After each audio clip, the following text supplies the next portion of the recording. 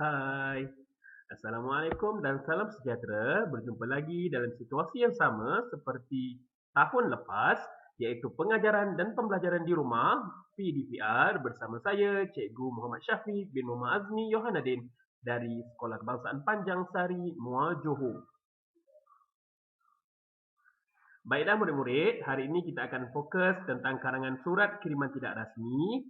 Cikgu percaya cikgu masih belum mendedahkan awak dengan format surat kiriman tidak rasmi pada tahun ini. Jadi, jom kita belajar bersama-sama.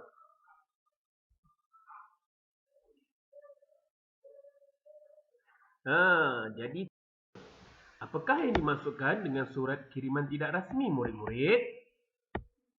Awak rasa apakah yang dimasukkan dengan surat kiriman tidak rasmi? Baiklah, yang pertama, surat kiriman tidak rasmi ialah karangan jenis bersifat peribadi. Yang kedua, karangan ini ditujukan kepada ibu bapa, ahli keluarga, sahabat atau saudara mara. Dan apakah tujuan surat kiriman tidak rasmi ditulis? Tujuan yang pertama adalah untuk bertanyakan khabar atau memberitahu khabar penulis. Yang kedua adalah untuk mengucapkan tahniah kepada penerima. Yang ketiga adalah untuk mengucapkan takziah atas sesuatu peristiwa yang berlaku kepada penerima. Dan yang terakhir ialah untuk membalas surat daripada keluarga dan sebagainya seperti sahabat, ibu bapa dan saudara mara.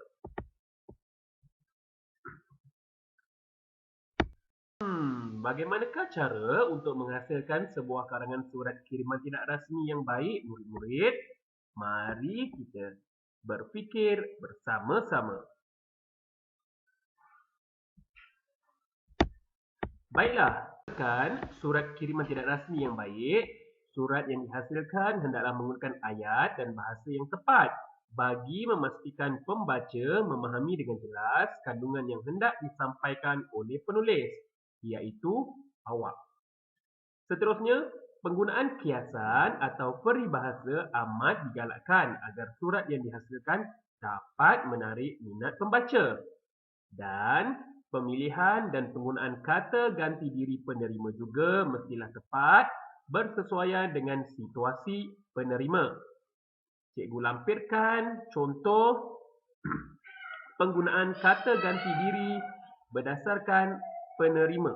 Okey, contohnya rakan lelaki kita akan gunakan saudara, rakan perempuan saudari, adik atau adik saudara adinda, kakak, abang, kakak saudara atau abang saudara kita akan gunakan kakanda, anak atau anak saudara kita akan gunakan ananda, ibu atau ibu saudara bonda, ayah atau ayah saudara ayahanda, datuk atau nenek nenda, dan yang terakhir cucu atau cucu saudara cucunda. Jadi murid-murid mesti memilih dan menggunakan kata ganti diri yang sesuai dan tepat berdasarkan jantina atau situasi penerima. Jadi, jom kita lihat format penulisan surat kiriman tidak rasmi bersama-sama. Suka cikgu ingatkan bahawa surat ini merupakan surat berformat. Okey, seperti cikgu ingatkan dalam kelas sebelum ini, jika murid menulis sesebuah karangan yang berformat menggunakan format yang salah, jadi markah akan ditolak. Jadi, jangan abaikan format sesebuah karangan. Pastikan karangan yang ditulis menggunakan format yang betul jika karangan yang ditulis ialah karangan berformat.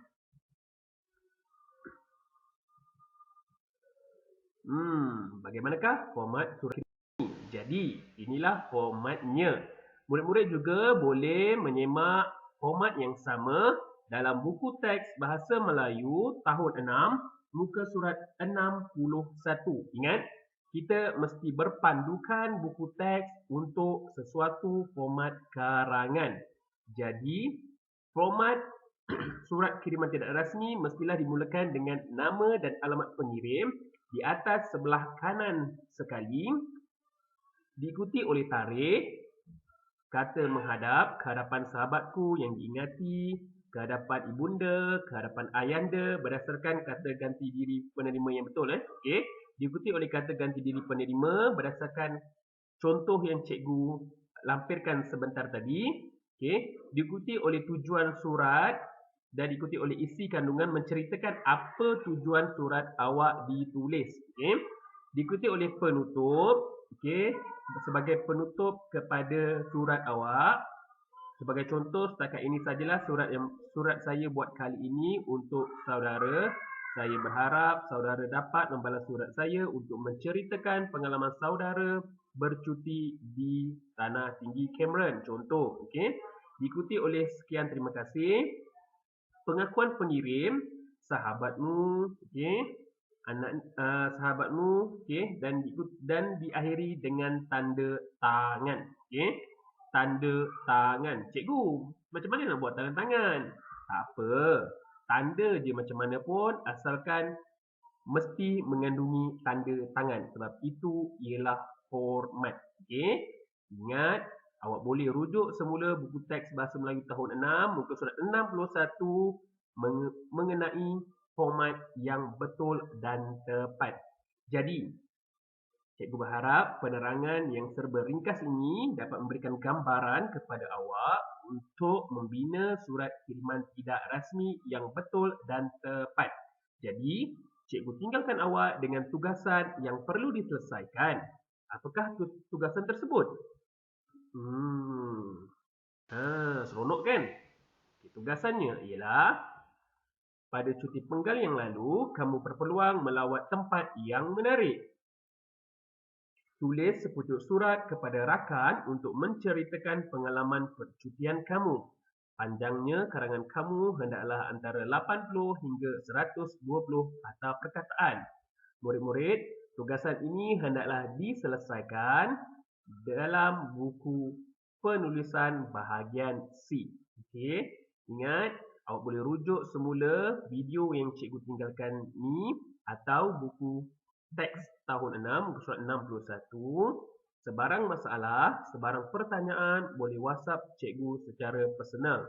Dan tugasan yang telah diselesaikan dengan sempurna hendaklah dihantar kepada cikgu dalam fail Telegram PDPR 6 wajah iaitu fail evidence BM.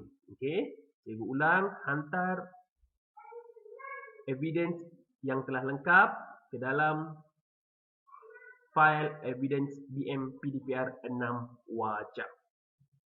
Sekian. Assalamualaikum warahmatullahi wabarakatuh. Berjumpa lagi dalam kelas yang berikutnya. Bye.